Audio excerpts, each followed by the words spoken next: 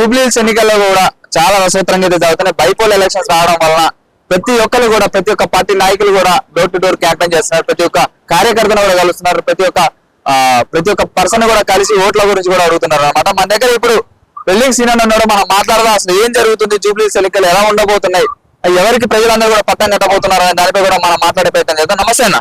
నమస్తే అన్న. ఎట్లుంది జూబ్లీహిల్స్ ఎన్నికలు కూడా ప్రతి ఒక్కరు కూడా ప్రతి ఒక్క పార్టీ వాళ్ళందరూ కూడా నాయకులు కూడా అందరూ వస్తున్నారు, నడుస్తున్నారు, పాదయాత్రలు చేస్తున్నారు, ప్రతి ఒక్కరు కలుస్తున్నారు. ఏ పార్టీకి ఎక్కువ స్కోప్ ఉంది, ఏ పార్టీ గెలవబోతున్నది? జూబ్లీహిల్స్ పార్టీలో బీఆర్ఎస్ పార్టీ, జూబ్లీహిల్స్ డివిజన్ లో బీఆర్ఎస్ పార్టీ మంచి ఓవరోవరిగా నడుస్తున్నది. ఎక్కడ వెళ్ళినా కూడా మన బీఆర్ఎస్ పార్టీకి మంచి పేరు వస్తున్నది, అంతా నడుస్తుంది. ఎందుకంటే మా దివంగత మాగంటి గోపీనాథ్ గారు చేసిన సేవా కార్యక్రమం వల్ల అంతా కూడా ఉండి వాళ్ళందరూ చాలా మంచి చేశారు. కాబట్టి ఎక్కడ వెళ్ళినా గడపకి వెళ్ళినా ఇంటింటికి వెళ్ళినా గోపాన పేరు చెప్తున్నారు. మేము గోపానకి ఓటేస్తామని చెప్తున్నారు. మా భార్య మాగంటి సునీతమ్మకి ఓటేస్తా అని చెప్తున్నారు. అదే విధంగా వాళ్ళు చేసిన అభివృద్ధి కార్యక్రమాలు కానీ ఏమున్నా కానీ ఆయన మర్చిపోని ఉన్నాయి. కాబట్టి ఏమున్నా అతనికే సపోర్ట్ చేస్తాను. బీఆర్ఎస్ పార్టీకి మనకి పట్టం కట్టేటట్టున్నారు ఈసారి జూబ్లీహిల్స్ గడ్డ మీద. ఓకే, సునీతమ్మ గారు సానుభూతి వర్కౌట్ చేస్తున్నారు అని చెప్పి కూడా, అలాగే స్టేజ్ల మీద కావచ్చు ఎవరి దగ్గర పోయినా కానీ ఏడుస్తుంది కావాలని చెప్పి సానుభూతి వర్కౌట్ చేస్తున్నారు. కొన్ని మంత్రి కూడా రీసెంట్ గా వ్యాఖ్యలు అయితే చేసినారు అన్నమాట. ఎట్లా చూసుకోవచ్చు వ్యాఖ్యలు? ఇప్పుడు ఇది మన మంత్రి గారు చెప్పారు కాబట్టి దానికి సానుభూత ఏందా అనేది వాళ్ళకే అర్థం కావాలి. ఇప్పుడు వాళ్ళ ఇంట్లో ఎవరైనా చనిపోతే వాళ్ళకి తెలుస్తుంది, మన ఇంట్లో ఎవరైనా చెప్తే మనకి తెలిసిపోతుంది.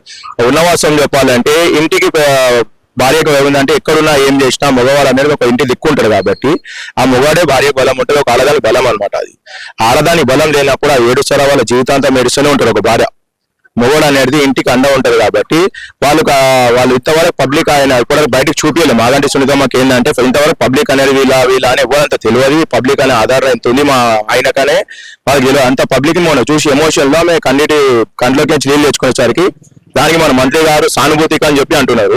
అది కరెక్ట్ కాదు, అది మాట్లాడే పద్ధతి. మభ్య పెడుతున్నారు ప్రజలని చెప్పి ఏడుతో మభ్య పెడుతున్నారు అంటే మీరు 6 గంటలు ఇచ్చి మభ్య పెట్టారు కదా, మరి అలాగే అనలేదు కదా. ఎవరు కార్యకర్తలిగిన అంతా నడుచుకొని మాకు పోతున్నారు. మీరు 6 గంటలకు వెళ్ళి ఏమి ఇచ్చారు, ఏదన్నా నేర్పించారని చూపించండి ఒకసారి. వికలాంగులకి బండ్లు ఇస్తున్నారు, లేడీస్ కి స్కూటీలు ఇస్తున్నారు, చదువుకునే పిల్లలకి ల్యాప్టాప్లు అన్నారు. ఇవన్నీ చేస్తారు. మీరు ఏదంటే ఏదో పేరు ఖాళీ మా సునీతమ్మ ఏడ్చినందుకు మీరు ఇవన్నీ చెప్పారు, చాలా తప్పది. మీరు మీ ఇంట్లో చనిపోతే మీ లేడీస్ కి ఎవరైనా ఇలాగైనా మాట్లాడతారా? మీరు ఊరుకుంటారా? మీరు ఉన్నది ఇప్పుడు మీ రూలింగ్ గవర్నమెంట్ ఉన్నారు కాబట్టి నడుస్తున్నది. మీకు అదే విధంగా మేము మాట్లాడితే మీరు ఊరుకుంటారా? మీరు ఊరుకోరు కదా. మీ ఇంట్లో జరిగినప్పుడు ఎలాగ ఉంటుందో మా ఇంట్లో జరిగినప్పుడు కూడా అలాగే ఉంటుంది. అలాగనే మాగంటి సునీతమ్మ వాళ్ళ భర్త చనిపోయింది కాబట్టి ఆమెకి వాళ్ళ భర్త చనిపోయిన బాధ ఉంది కాబట్టి ఆమె కన్నీటి పరవశమయ్యి ఇంత ప్రజా ఆదరణ ఉందా మా ఆయనకు అని చెప్పి ఆమె కళ్ళకెళ్ళి కళ్ళు తీసుకునేది. కాబట్టి అది వాళ్ళకు ఉంటుంది బాధ. కానీ పొన్నం ప్రభాకర్ గారు మన మంత్రి గారు మాట్లాడేది మాత్రం చాలా తప్పది. అలా ఇప్పుడనే కాదు, ఏ మంత్రి గారైనా ఉండని ఎవరైనా ఉండని ప్రతి ఇంటి ఆడబిడ్డ మన ఇంటి ఆడబిడ్డ అనుకుని పోవాలి. కానీ ఇలాగ ఏది పడుతుంది మాట్లాడేదని మన కాంగ్రెస్ వాళ్ళకి అది ఇమేజ్ చేసే మన తక్కువ చేసి మాట్లాడే పద్ధతి వస్తుంది అనమాట. అది ఓకే. ఇప్పుడు జూబ్లీహిల్స్ లో ఎలాంటి అభివృద్ధి జరగలేదు. మాగంటి గోపీనాథ్ గారు ఉన్నప్పుడు ఏ అభివృద్ధి చేయలేదు. ఎవరిని పట్టించుకోలేదు. నాళాలు కావచ్చు అన్ని పనులు కూడా అంతే ఉన్నాయి. 3 సార్లు గెలిచిండు. ఒకసారి 10 సంవత్సరాల కాలంలో కూడా ఏమి చేయలేకపోయిందని చెప్పి కూడా కాంగ్రెస్ నాయకులందరూ కూడా అంటున్నారు. మేమే అభివృద్ధి చేస్తాం, మేము 6 గ్యారెంటీలు కూడా ఎన్ని నెరవేర్చామని చెప్పి కూడా అంటున్నారు. ఏ విధంగా చూసుకోవచ్చు? ఇప్పుడు 2 సంవత్సరాలు అయిందన్న కాంగ్రెస్ గవర్నమెంట్ వచ్చి. ఈ గవర్నమెంట్ 2 సంవత్సరాలు వచ్చినాక మీరు ఏం చేశారు అసలు? ఫస్ట్ ఆఫ్ ఆల్ అది ఒకటి పబ్లిక్ చూపించండి. అది చూపించినాక ఫస్ట్ ఆఫ్ ఆల్ ఏంటంటే ఉన్న ఉదాహరణ చెప్పాలంటే మీకు ఏదేం చేసినా పేదవాళ్ళు ఇల్లులు కట్టుకుంటున్నారు. హైడ్రా అని చెప్పి మొత్తం హైడ్రా అని బిల్డర్లు పెట్టి గొడవట్టేస్తున్నారు.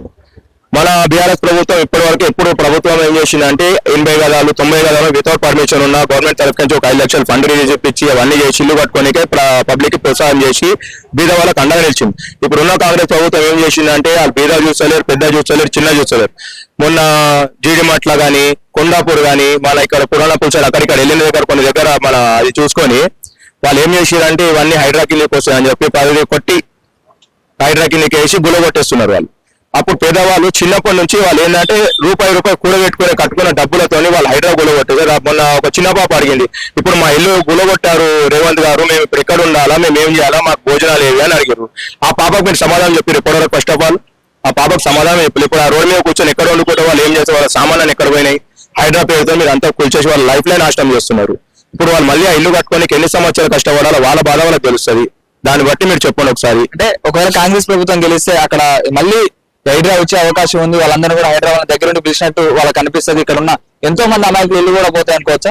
ఇప్పుడు ఉన్న పబ్లిక్ ఎవరికైనా చెప్తున్నా, మన తెలంగాణ యావత్ ప్రజలకు ఒకటి చెప్తున్నానంటే, కాంగ్రెస్ ప్రభుత్వం మనం ఓటేసి గెలిపించినామంటే మన ఇల్లు వాళ్ళ చేతిలో పెట్టినట్టే, హైడ్రా కింద మనం నిల్చున్నట్టే, వాళ్ళ బిల్డర్ మన తల మీద పెట్టినట్టే వాళ్ళు డైరెక్ట్ గా.